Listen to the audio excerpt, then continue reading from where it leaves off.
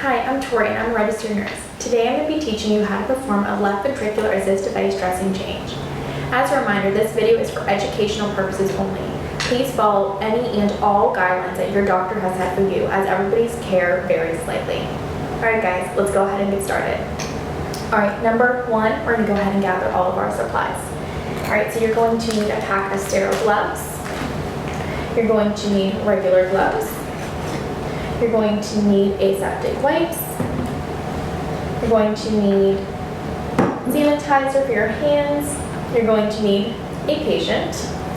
And lastly, you are going to need an LVAD dressing kit. All right, now that we have everything we need, I'm going to go ahead and clean my workspace.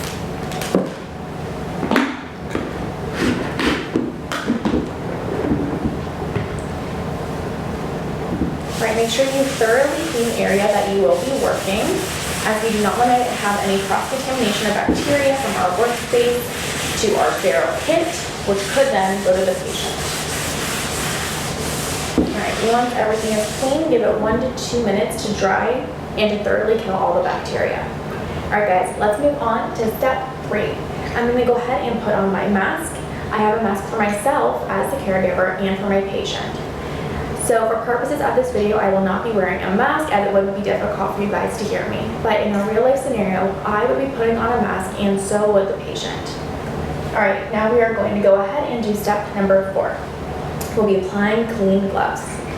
Alright, so first we need to make sure we are cleaning our hands. So apply a little bit of hand sanitizer. Make sure you rub it in and let it dry, as it'll make it easier for you to put on your gloves.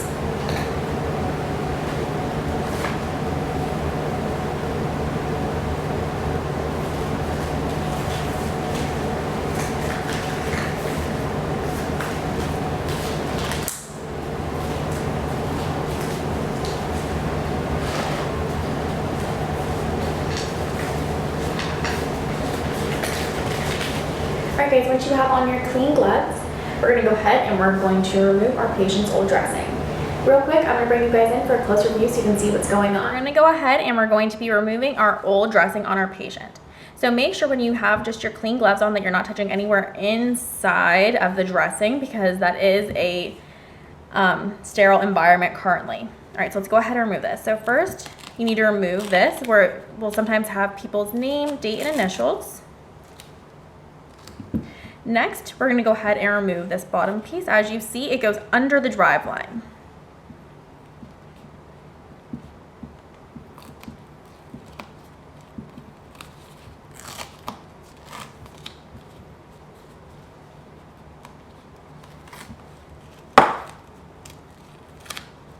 Try just to do one layer at a time. It'll be difficult because everything is very sticky.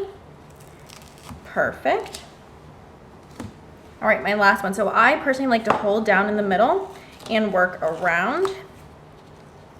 This way you're not pulling on the driveline itself.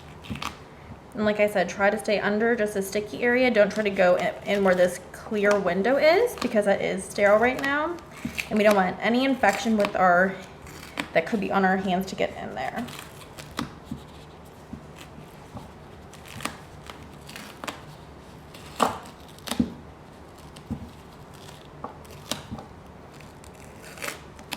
All right, so then pull the same way. Perfect. There we go, and our dressing is off.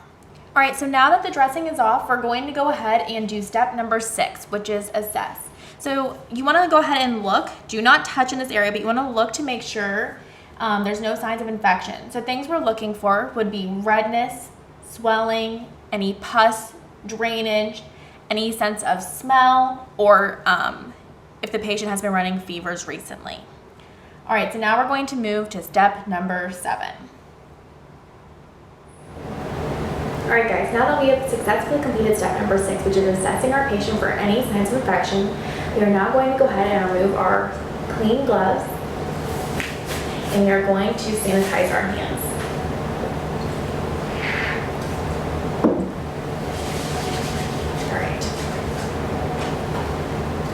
We will now be moving to step 8, which is opening our LVAD dressing kit.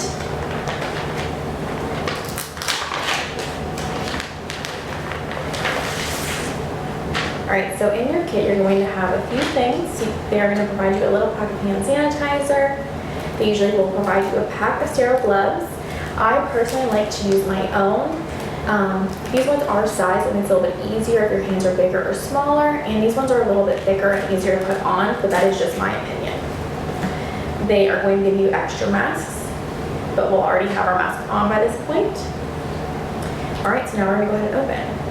So with your sterile kit, you want to make sure that you are opening it with just touching the outer edges.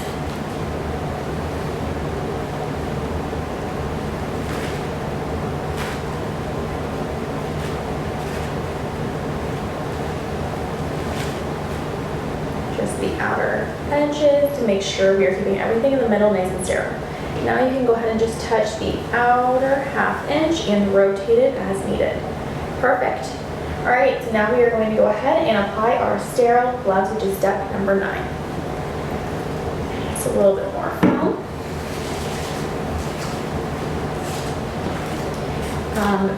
While your sterile kit is open, make sure that you guys do not turn your back to the sterile field, as it would make it unsterile. Also, make sure that the field is above your waistline. Also, try to make sure that you guys are not reaching over it, sneezing, coughing on it, as everything in here is clean and is free of any bacteria or microbes.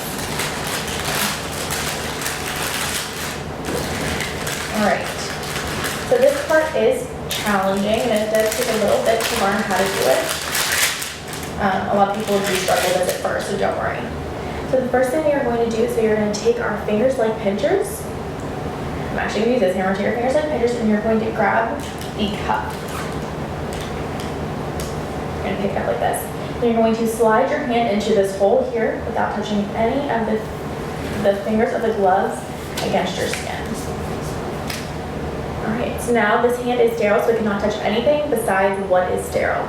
So you're going to create a scoop and you're going to scoop up the other glove. Put your hand right in the fold like that. You guys can kind of see what I'm doing. And I'm going to slide this hand in.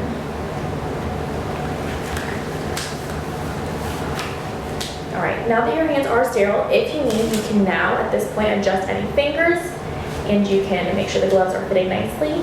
Make sure that you do not touch below the wrist and do not touch your face or anything that is not sterile. I'm going to go ahead and remove that. And I'm going to open things that are in my sterile kit so it's ready for me to go. I'm going to take out the extra pair of sterile gloves in case I need it. Put the alcohol pad to the side. I'm going to go ahead and open my bio patch.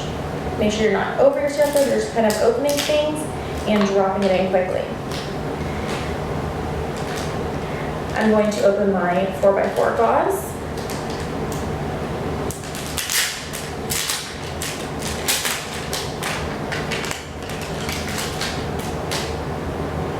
I will be opening my Foley anchor.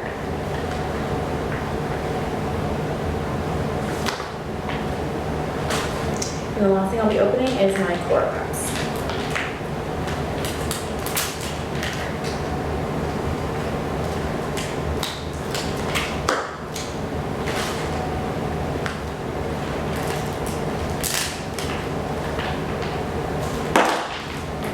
Alright guys, so now that everything's open, we're going to go ahead and we're going to clean our patient. So I'm going to bring you guys in for a closer look.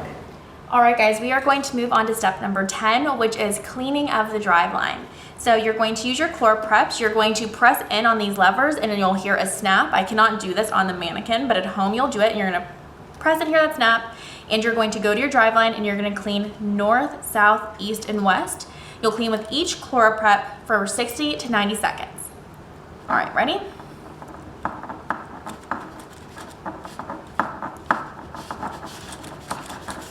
All right, so we're gonna say that 60 seconds has went by, so you don't have to watch a full minute of me cleaning. I'm gonna throw my first one out, and we're going to repeat it. So click and clean.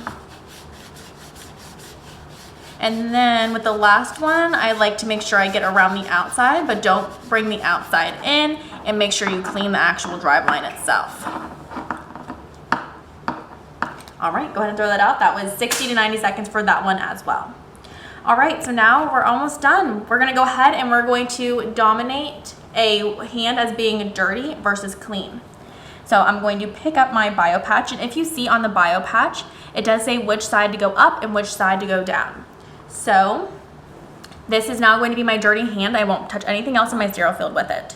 I'm going to pick up slightly on my Driveline, and I'm going to be placing my bio patch just like that. I'm going to be grabbing my gauze now.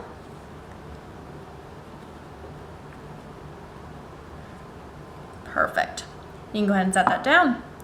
All right, guys, we did it. Now I'm just going to go ahead and put on our dressing.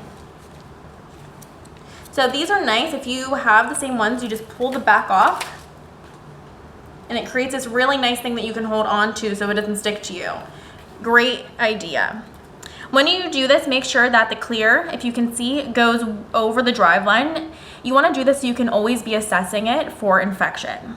So go ahead and place this down. Perfect. Go ahead and press down. You can kind of smooth it out. Now we're going to take these little strips, as you see. I might get my fingers under there.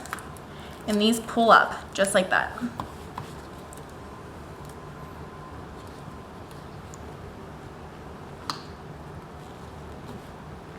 Sorry, I'm not able to get under. There we go. Smooth it down. Perfect. Now we are going to take this little piece. Same thing, there's little tabbies. Grab it like that and put your fingers where the tabs are. Pick up your Driveline, and this one you're going to sandwich under. Just like this. Go ahead and flatten that down. You can remove these little strips. Perfect. And the last thing that I like to do is I like to place the time and date on here so I know exactly when I changed it. And then I will take this and place this right over the top to cover the last place of entry that any bacteria could get in.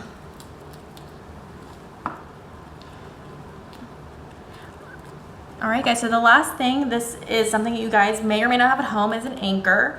I will not be placing this on my patient today as I don't have enough room. But how this would work is you would put this down, you'd take these strips off, and it would anchor it to the patient. And this just prevents the Driveline from moving too much and causing any infection from entering the Driveline site.